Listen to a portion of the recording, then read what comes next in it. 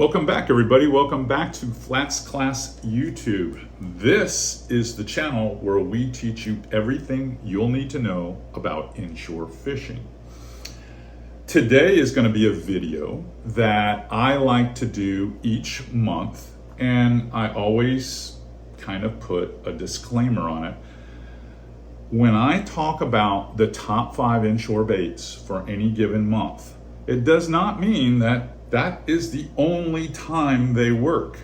There are other times of the year that they work. It's just, this is what I'm hearing from some of my students in FlatsClass University, some of my colleagues in the field that guide in other areas. And it's kind of some insightful or helpful picks to put you on the path for success in probably the hottest month of the year. Let's face it, July is when it just gets to be really challenging. It's just not uncomfortable for fish, it's uncomfortable for most of you that are trying to catch them.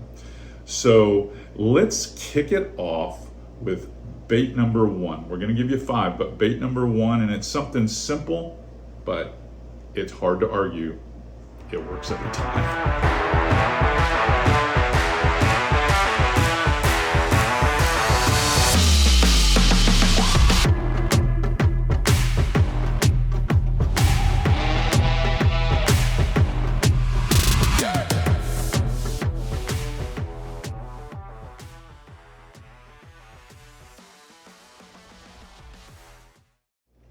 It's a popping cork rig.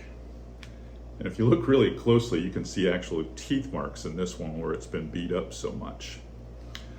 The popping cork rig, this is something that's not new.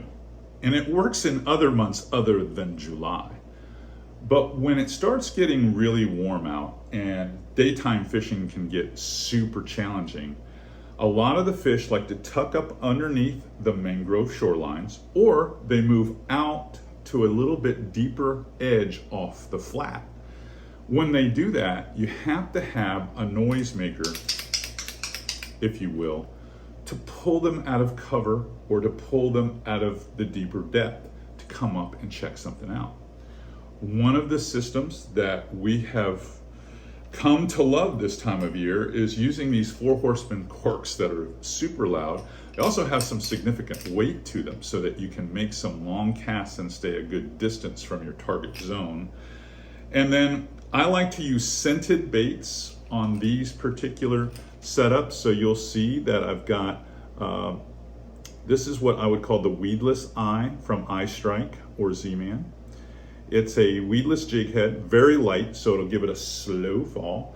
I like the 4-inch size jerk shads. They feel like they're the right size in most fisheries this time of year that mimic bait fish. You could go with some darker colors or new penny or something like that if you wanted to imitate shrimp. But these things hold scent very well. They have a lot of action even when you're not doing much. I mean, especially that little thinner tail on the 4-inch jerk shad. And by simply snapping this cork, it pulls this along through the water, and then that tail just kind of flutters down. And that type of action in conjunction with the weedless jig head negotiates a lot of that floating vegetation that's in the water right now. That's going to be a theme that I talk about for these top 5 baits. It's tough to work baits right now because of so much floating grass. You have a lot of sheds this time of year, and the deeper water that allows fish to get up underneath things. These noisy baits work really good. So number 1 on the list, I would say the popping cork rig. Typically, I've always got anywhere from 18 to, I'm gonna say 30 inches of leader, depends on the depth that you're fishing. Leader weight, I'd say it's smart to have a minimum 20-pound fluorocarbon, but you could go up to 30-pound fluorocarbon if you feel like you got a shot in South Florida for some snook.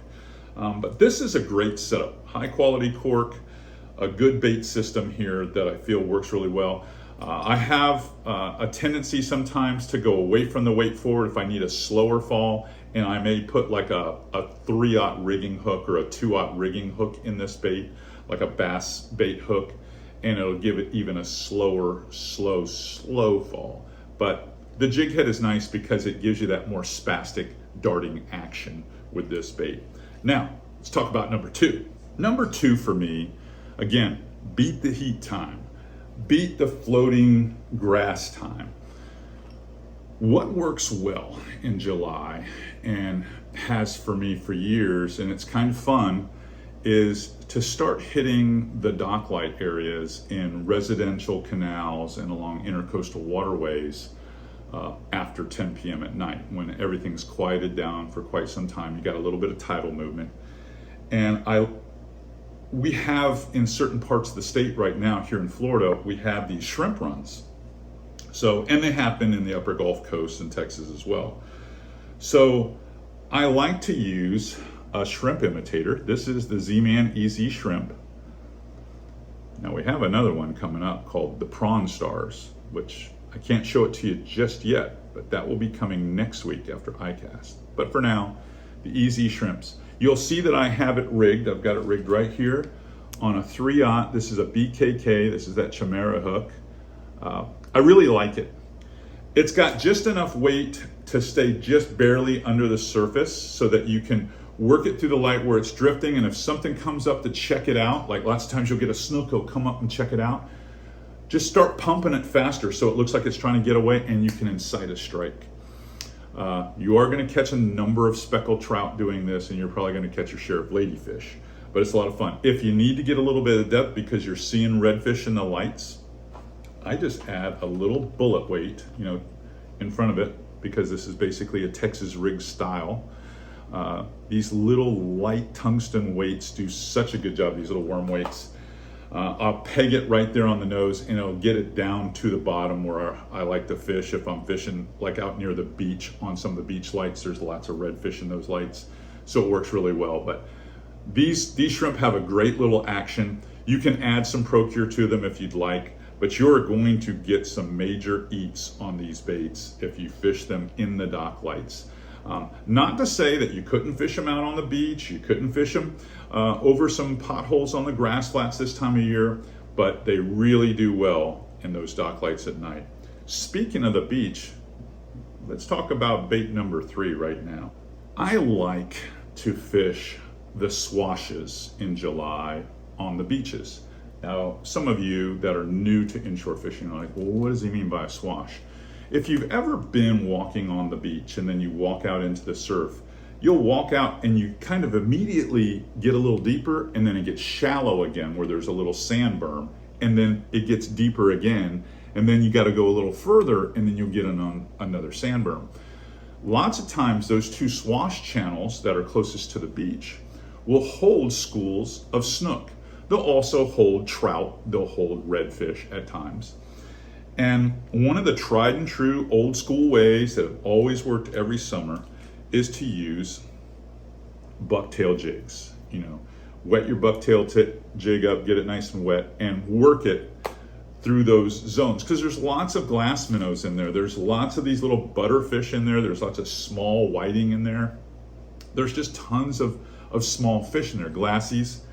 But the toughest thing about working a traditional jig head is you see that big open hook? That's the toughest part.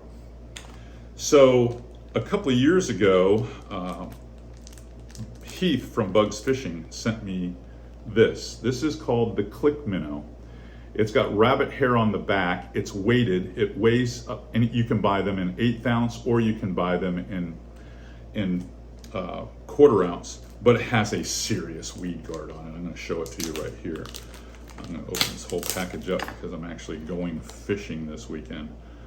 And so it has some noisemakers here that gives it a little click. They call it the Click Minnow. And when this is wet, it has a very minnow-like profile, but you'll see that big weed guard.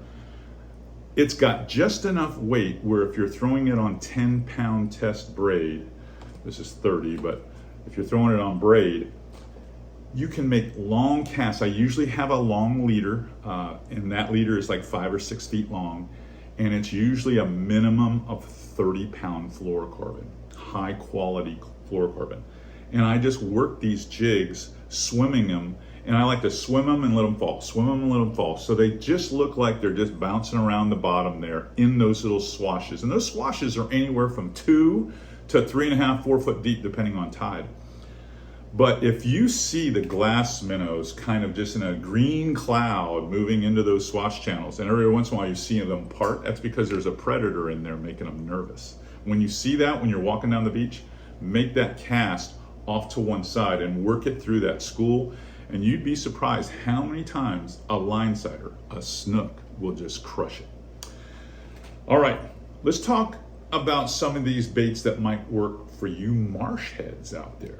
Marshes, this time of year, we get these higher tides, and when the wind plays to your advantage and makes the water get a little higher, almost borderline flood-like, which we get typically on those big tides in August and in September, in July you start getting these mini flood tides up in these marsh grasses. And it's hard to find a lure that is really effective in that stuff without it fouling all the time. You have the same issue with fouling. It's been a common theme here in this video. One of my favorites, and I'm heading to Louisiana here literally in less than a week, is the spinnerbait.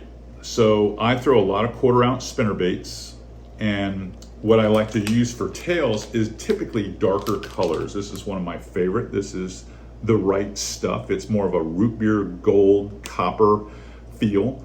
It not only gives it a crustacean kind of look, you get the thump of that blade from your bullseye, and then you get the color and flash that maybe a shrimp might have, but could be a mud minnow, just could be a little darker mullet. Black and gold works well in this too.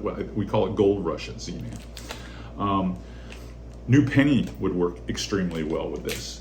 But I love fishing that stuff early when these fish get the opportunity to get into these marsh. And sometimes it won't get into that hard Spartina. It'll get in those long, thin, green, tender green points.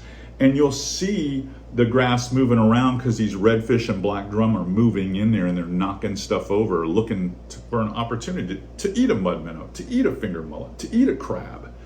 And you go in there with a spinnerbait, especially on those overcast days where it's hard to do some sight fishing, and you just target those long green thin points or any of those pockets that have that broken grass in it where there's little bits of room, and you throw that spinnerbait in there, and you can throw it with reckless abandon up there. It doesn't foul very often, and just work that through that grass, that thump, thump, thump, thump, thump, thump. You will be surprised just prospecting on blind cast how many redfish you will catch. You'll catch the occasional flounder. You will definitely catch some black drum in there.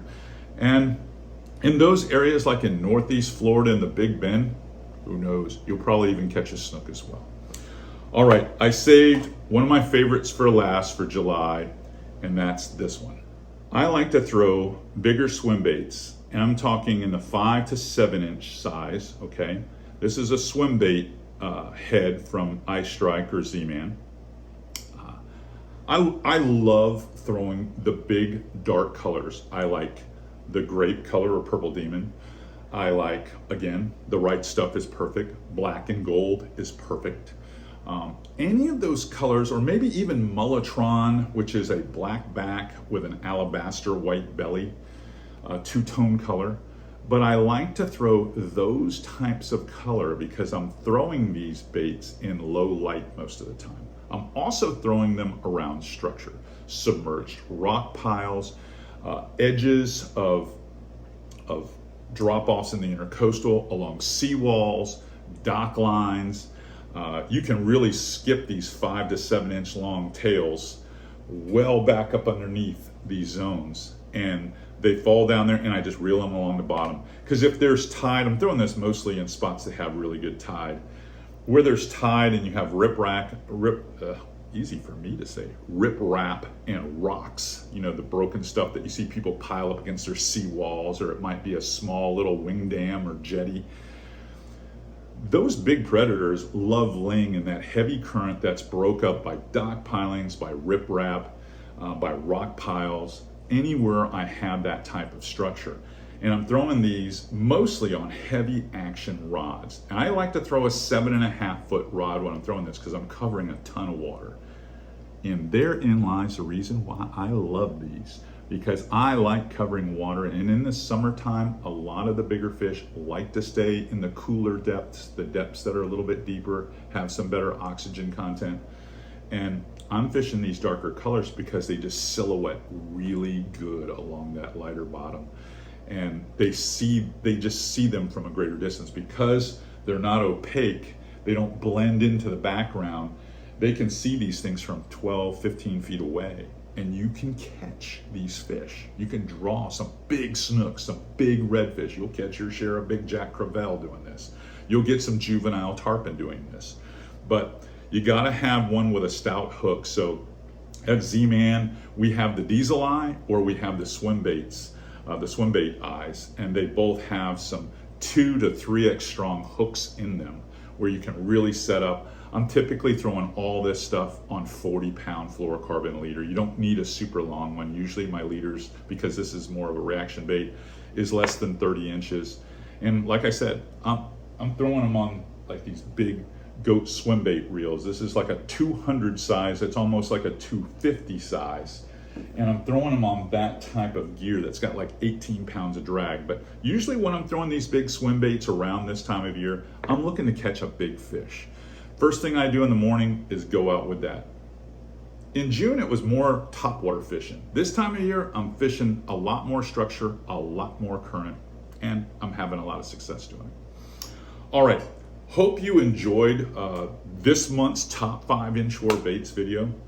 If these are the type of videos that you really enjoy, please do me a favor, help us trend. Give me that thumbs up. Hit this subscribe button right here. Why wouldn't you want this type of intel that will help make you a better inshore angler? And if you're wondering about FlatsClass University, why not go over there and check us out? Go to FlatsClassUniversity.com, see what we have to offer.